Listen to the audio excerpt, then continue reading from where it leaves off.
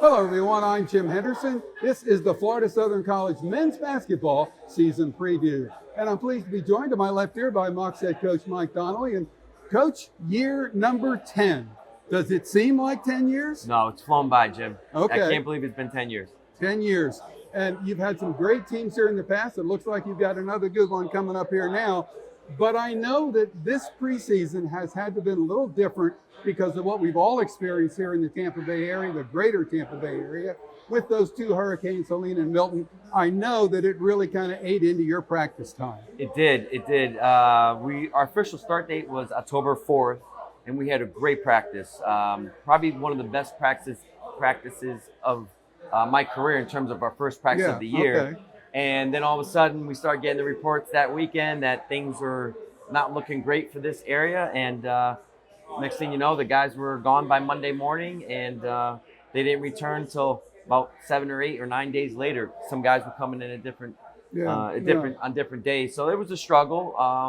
But what are you going to do, right? I mean, we've been through a lot. Everyone has with the weather and COVID. Absolutely. So the guys did a great job just kind of taking it in stride. And we definitely kind of picked up where we left off when we got the whole team back together. And it was unfortunate, but I think the guys handled it exceptionally well. Well, I was going to say, you missed time, but did you lose things in the practice realm that you haven't put in yet that you want to? So we're just a little behind schedule. I'm a creature of habit, so I have all my practice plans for the last 20-something years, which I always help as a guide to make sure I'm putting in things at the right time. Okay. So we had to speed things up a little bit. We had to pick and choose what was really essential for this upcoming weekend and maybe some things that we can wait on in terms of getting stuff in offensively, defensively. So just try to streamline it as best we could to try to obviously put our best foot forward this weekend. But it was a little bit of a challenge just trying to modify the practice schedule. But it's really the guys, like I said, they've done a great job coming to work every day, preparing. The one thing is we had to take away some days off because we front-loaded our days off with the time we missed with the hurricane. And these guys have practiced 5-6 days in a row for a couple weeks now. So that's taken a toll on their bodies. But to their credit, they've been battling every day, and they've embraced it. Well, you've lost one exhibition game, too, that you probably would like to have had. Right. This is first time we've only had one scrimmage or an exhibition leading up to opening season. But, we could have probably squeezed in another one, but I just felt like we really needed the extra practice time together to kind of make sure we're ready. Well, I would think this has been a challenge, but Coach, I don't think it could have been quite the challenge that you faced here last year when 1 year ago, this coming weekend, when the Small College Basketball Hall of Fame Classic is here, that you lost Jaden Booth in the second game of the season, and all of a sudden you're looking at 27 games, you're losing your All-American, and you're thinking, what? First of all, and this is being just completely honest, all of our thoughts were for Jaden, right? I mean, that was like, and it did, of course, like everyone else, what now for us? But I tried to keep that out of our thought process and really relay that message to the staff and then to the team. Like, we'll figure it out, but let's just really focus our energy and our thoughts with Jaden's well-being. And then once when we got, after a couple of days, made sure Jaden was going to be okay and got him situated with doctors and things of that nature, then start thinking, okay, like, where do we go from here? The only way we had the type of year that we had without with being able to handle the loss of Jaden was because guys stepped up. And it's easy for me to point out one or two guys, but it was the whole team. The staff did a great job, and the entire team really rose to the occasion, and guys really did a great job stepping up, on the court, off the court, in a leadership capacity, because Jaden was such a big leader for us. And give our guys a lot of credit. Last year was a lot of, it was trying, but it was a lot of fun as well, because I thought the guys really rallied behind his injury, and we ended up winning 23 games, advanced to the Sweet 16, and it was a really, really productive, fun year for us. Well, you really had, you beat Nova during the season. You won against the Southern Intercollegiate Athletic Conference champion at the regional, Clark Atlanta. You beat West Georgia, which was the Gulf South Conference champion. If it hadn't been for Nova, it might have been the Elite Eight. Yeah, who knows, right? Who knows? And that's just how the South region is structured. We know, going into the year, we talked about the importance of trying to win our conference, and then trying to establish a bid to the NCAA tournament. And the goal is always to try to be the #1 seed because, again, because of how Division II is structured, you get to host. Yeah. And Nova, they've been on an incredible run, for the last 4 or 5 years, especially after COVID, and they've been able to lock in that #1 seed. So they're the team to beat. That's who we're trying to knock down. But yeah, that's we beat some really, really high-level teams last year, and hopefully that will be the case this year because we have an extremely challenging schedule. Well, you sure do. Now, without Jaden last year, a lot of guys you said stepped up. Why don't you name some of them? Because most of them are back. Yeah, in particular, Dominic Denny. Okay. Of course, Luke Anderson and Cola Rope, those guys had great senior years for us. And then, Dominic Denny came off the bench to start the year, and we had a private discussion with Dom. He was good enough talent-wise to start, but I said, with the balance of the lineup, this is the direction we're going. Okay. He handled it fantastically. He did a great job and said, Coach, I trust you. And then next thing you know, third game into the year, we have to insert him into the starting lineup, but not just insert him into the starting lineup, but with major minutes. Yeah. I mean, from that point on, Dom's workload was 32 plus minutes a night, and a lot of responsibility. 1,000%, and Yeah. he did a terrific job. And the guys had a lot of belief and confidence in Dom as well because of how well he produced. But then guys like Joe Moon, Erickson Bands, I mean, their roles increased as well.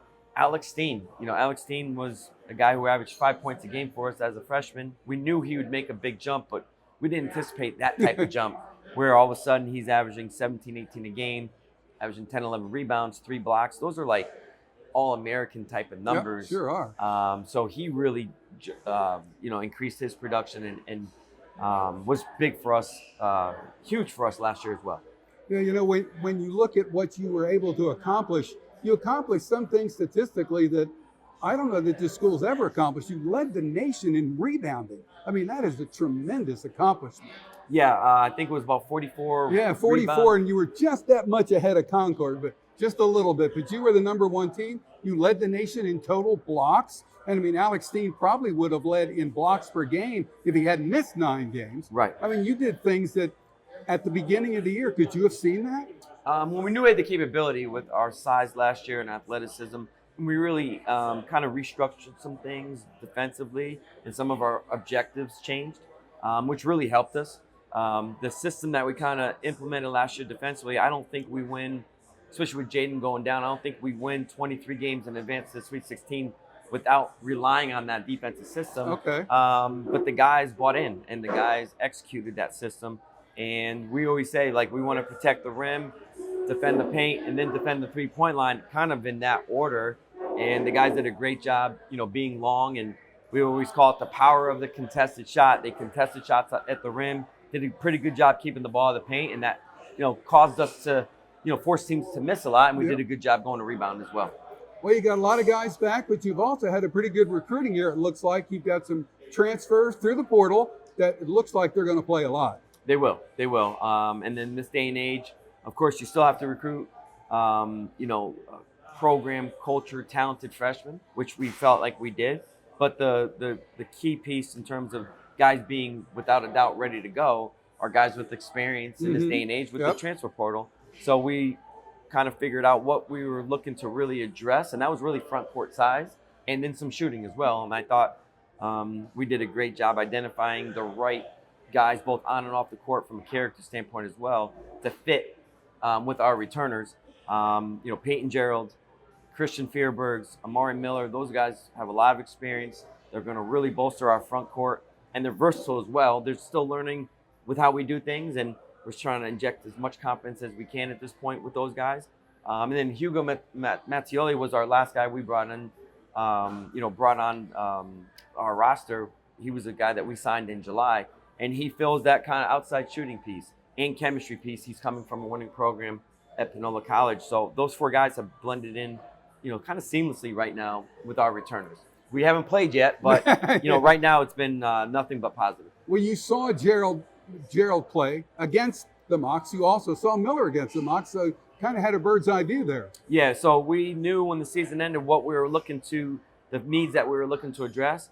And then when we saw both Peyton and Amari enter the portal, we tried to be the first ones to contact both Peyton and Amari, and then it kind of went from there. What helped us was, like you said, we did play against them, so we were familiar with them. Mm-hmm. They were also familiar with us. Yeah, and your building and everything else. Exactly. So it wasn't that hard of a sell. Usually when you're on those recruiting calls, you have to sell, and those guys already were familiar with us, which helped. Well, season is about here, only a few days away, and you got the Small College Basketball Hall of Fame Classic coming up. First time in school history that you are going to play the defending national champions to start the season, the Minnesota State Mavericks. What a challenge. What a challenge. It is right. It's exciting. And we've been saying to the guys when the rankings came out, I believe they came out on Tuesday, so just a couple of days ago, we got to look at it as a great opportunity, an exciting opportunity. And they're a really good team who's, of course, coming off a Division II national championship. So that's all they know is winning, and they return a significant portion of their roster. So it's a great opportunity to start the season at playing the best, and we're just really instilling our guys embrace that opportunity, and we'll give it our best shot. Well, you got 10 teams here over the weekend, and you're going to play Point Loma on Sunday. That's another team that, at least on paper, looks like they got a lot of guys back and could be a tough one. Yeah, I think Point Loma right now, they're not ranked nearly as high as where they should be. I think they were receiving votes in the top 25. I think they're a top 10 caliber team with the talent that they have returning. And I read something the other day about Point Loma. They're the only Division I or Division II school in the country that returned their entire roster, that they didn't lose anybody to graduation or to the transfer portal. So I thought that was interesting. Yeah. So we're going to be playing an experienced team. We're used to playing against each other. And so early in the season, chemistry is everything. And we've been kind of trying to speed up that process with the chemistry piece to make sure we're ready to go compete at a high level and win games. Point Loma does have that advantage because they're obviously familiar playing with one another. Well, you've got a tough conference schedule, as always. Of course, Nova's in it, but you've got a lot of good teams in this league. And when you play 20 games home and away, you really separate teams who are and who aren't. Right. It's every year. I mean, this league recruits really well because it's a destination conference, I like to say. So you can recruit high-level freshmen and transfers. But, more importantly, I think we have great coaches in this league, coaches that have a proven track record with a ton of experience. So it's a great style of basketball in this conference as well. I think every program plays a great brand. Everyone's a little bit different, but it's known as an offensive conference, so it's a fun conference to coach in, to play in. And like you said, 20 games, that's a lot of games. 10 on the road, 10 at home, competing against really high-level teams. Well, you were picked second in the conference this year, next to the biggest gorilla in the room, I guess, Nova Southeastern. But the league itself, again, like you said, there are no free lunches in this league, no days off. Right, and, it was interesting when the preseason poll came out, when the conference released it last week. It was interesting because I was off with some of my pit selections. Okay. So I always find that interesting because I'm going to do my own homework on the league. So I think that just also, kind of can tell you the type of parity that maybe the league will have, the type of talent that the league will have, because really, especially 2 through, let's call it 8 or 9, like everyone's going to be kind of bunched up together in terms of talent. And that's kind of how it is year in, year out. You're going to have teams that will certainly surprise. Hopefully we're going to be one of those teams. I know we're selected high, but hopefully we can continue to stay on the trend of, being at the top of the league and at the end of the year competing in the NCAA tournament. Well, one final word about the roster too. Jaden Booth is back. He is. And that's an important aspect for this club and for this school. Talk about what he went through to get back. Wow. It was crushing. That's probably the crushing and devastating to see Jaden go through what he had to go through last year. Not only did he, injure his knee, but he injured it the worst possible way. Yep. I mean, it was a serious knee injury. So you don't know if he's going to be able to make a full recovery. But knowing Jaden and the type of character that Jaden has, the work ethic that he has, the commitment level that he would, really put forth with his rehab, I knew he had a great chance of making a full recovery. If anybody could do it, it's Jaden. And certainly that's what he was able to do. He's fully recovered, fully cleared. He's been playing contact now for about 4 weeks.